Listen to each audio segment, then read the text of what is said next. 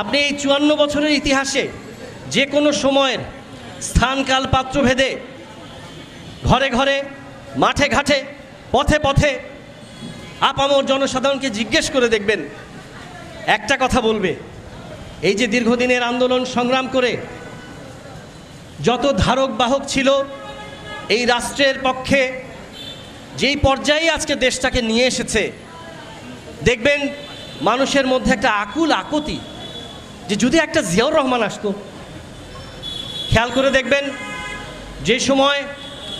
এই দেশকে ধর্মহীন করার চেষ্টা হয়েছিল, সেই ধর্মহীন করার দুরভিসন্ধির সময় এত সহজ নয় বাপের বেটা বুক চিতিয়ে এই সংবিধানে বিসমিল্লাহির রহমানির রহিম বসিয়েছিলেন। আসলে বাংলাদেশের বনামে যাই নিয়ে আসবেন, তাদের একমাত্র ভয়, সর্বোচ্চ ভয় হলো একটা নাম, সেটা জিয়াউর রহমান। আজকে আমরা দেখতে পাচ্ছি